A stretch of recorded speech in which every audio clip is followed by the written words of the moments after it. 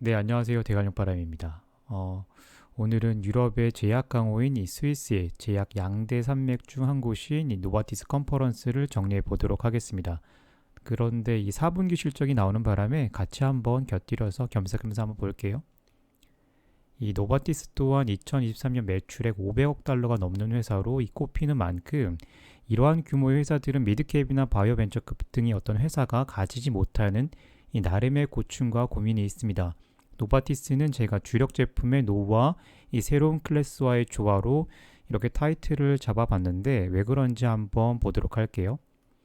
노바티스는 이번 JP모건 헬스케어 컨퍼런스에서 이 퓨어 플레이어라는 이 강조를 이렇게 많이 했는데 이 제약사업 본연의 매출에서 우리가 규모에 비해서 굉장히 잘하고 있다를 계속 강조했습니다. 역으로 생각해보면 이 매출의 절박함도 이 느껴지는 슬라이드죠. 오랫동안 노바티스를 본 분들이시라면 이 슬라이드 한 장만 보고도 이 친구들이 이번 컨퍼런스에서 무슨 이야기를 하겠구나 알 수 있습니다. JP모건 헬스케어 컨퍼런스에서 발표한 이 노바티스의 향후 전략은 이 파란 박스를 보시면 간단합니다. 첫째, 이 5가지 중점 질환 영역에 집중하겠다. 두 번째, 이 새로운 기술과 이 플랫폼을 발전시키겠다. 세 번째, 이 미국에서의 매출 확대를 우선하겠다입니다. 이 노바티스가 집중하겠다고 하는 5가지 영역은 이 다음과 같이 순환기, 그 면역 질환, 신경계 질환, 고용암, 혈액암입니다. 여기 아래를 보시면 2022년 이 3분기까지 누적 매출이 있는데 얼핏 보면 매출이 고르게 잘 분포되어 있는 것처럼 보이죠. 그런데 사실상 현재 노바티스 매출의 캐시카우 역할을 하는 제품은 여기 신부전 치료제의 엔트레스토 그리고 여러 가지 면역 질환에 쓰는 이 코센틱스 그리고 마지막으로는 저도 좋아하는 제품이고 예전에 저도 이거 했었는데요. 만성 특발성 혈소판 감소증이나 재생불량성 빈혈에 쓰이는 이 프로막타가 이 주력입니다. 이들의 매출액이 150억 달러를 상회하는 큰 제품들입니다. 이 문제는 이러한 제품들이 경쟁과 이 특허 만료에 서서히 직면하고 있다는 것이 이 노바티스의 어두운 전운을 드리고 있는 것이고 이러한 점은 시장도 이미 파악을 하고 있습니다.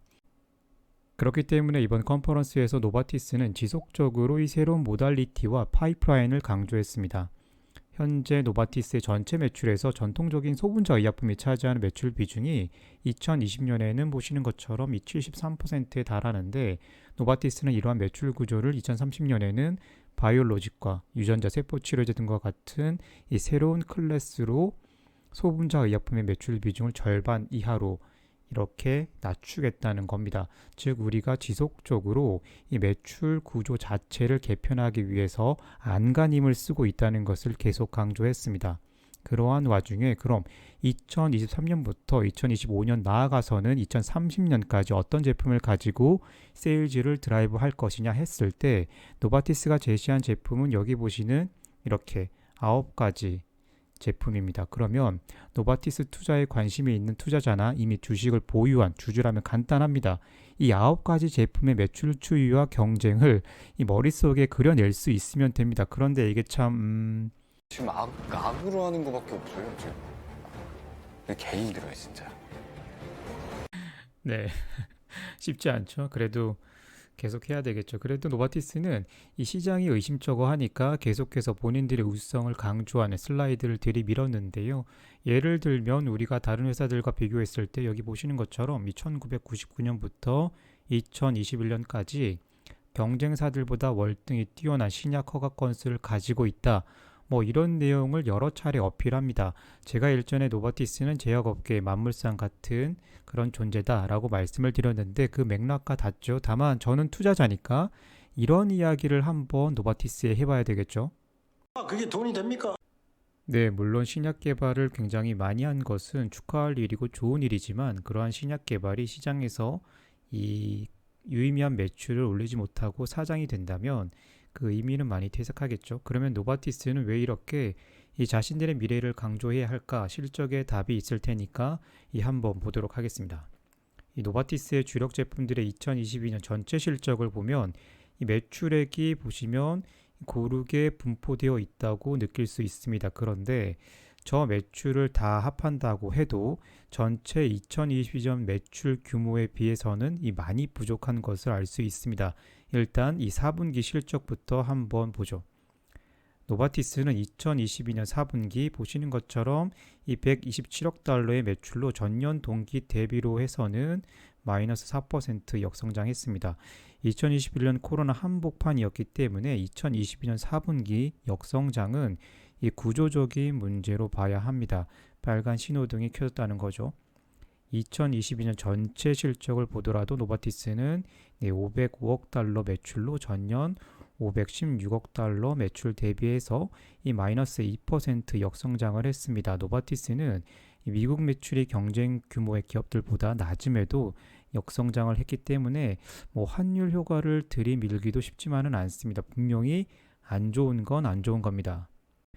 그러면 포커스를 둔 5대 집중 영역 질환의 제품별로 한번 매출을 뜯어보도록 하겠습니다.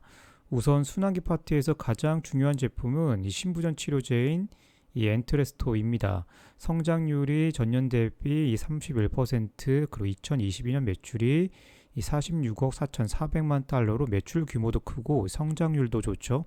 이 경쟁품 없는 시장에서 엔트레스토는 쾌속 성장을 하고 있고 아직까지도 특허가 한 4년 정도 남아 있습니다. 문제는 이 당뇨 시장에서 신부전 관련 위험 감소를 입증한 이 SGLT2가 이 신부전 시장 진입을 앞두고 있고 생각보다 강력한 경쟁자가 될 수도 있다는 것이 위협 요인입니다.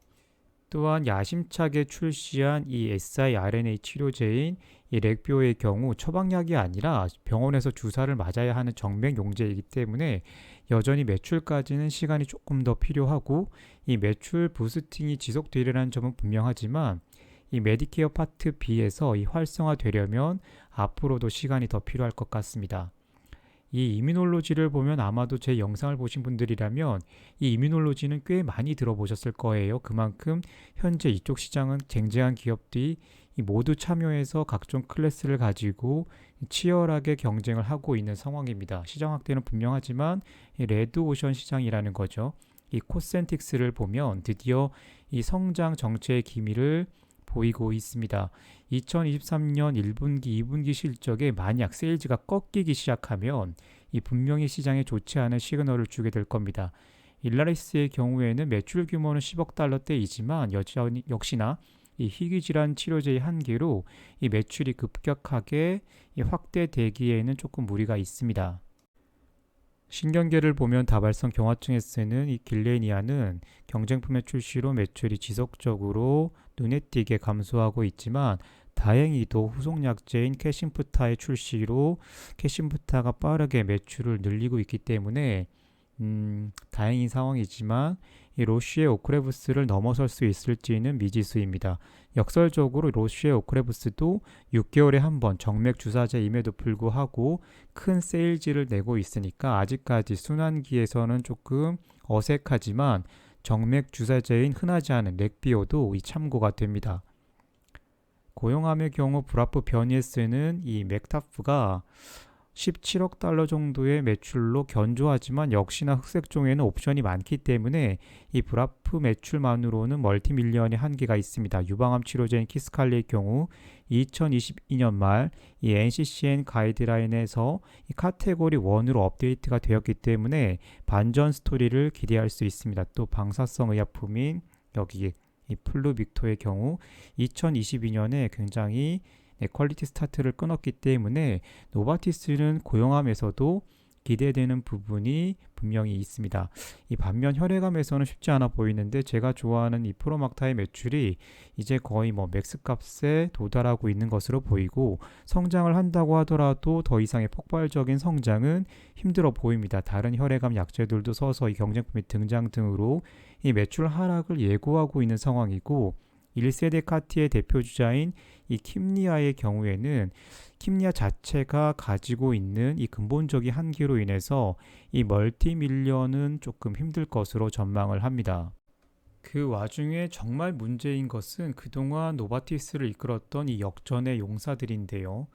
옆면을 보시면 뭐 가보스부터 시작해서 뭐 엑스포지, 디오반처럼 정말 한때 이 쟁쟁했던 제품들이 특허 만료 이후 경쟁 격화에 따라서 지속적인 매출 감소를 이어오고 있는 상황입니다. 그렇기 때문에 노바티스는 더욱더 새로운 매출원이 필요하고 9개의 전략 제품이 2025년까지 우선 성장을 이어가야 합니다.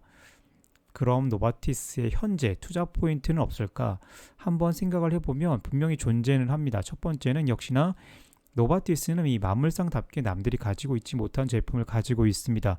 방사성 의약품은 현재 이 항암제 시장에서 새롭게 그 영역을 확대하고 있는 제품인데 그 중심에 노바티스가 있습니다. 전이성 거세저항성 이 전립선암 치료제 플루빅토가 보시는 것처럼 생각보다 빠르게 이 처방액이 올라오고 있고 적응증 확대도 2024년까지 노리고 있습니다. 더 중요한 건 다음인데요.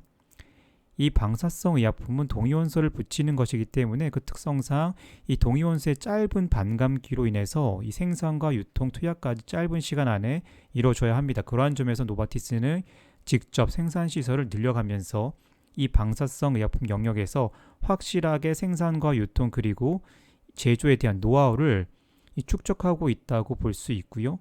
이것이 향후 노바티스 항암제 사업에 어떤 역할을 할지는 이 관심을 두고 우리가 지켜봐야 합니다. 2023년에 또 하나 봐야 할 제품은 이 키스칼리인데요. 키스칼리의 경우 사실상 처방 가이드라인 역할을 하고 있는 NCCN 가이드라인에서 이 표준 치료요법에서 아로마타제 억제제와는 단독으로 카테고리 1으로 추천이 되고 이 풀베스트란트는 릴리의 버제니와 더불어서 인랜스는 제외하고 카테고리 1으로 추천되는 업데이트가 있었습니다.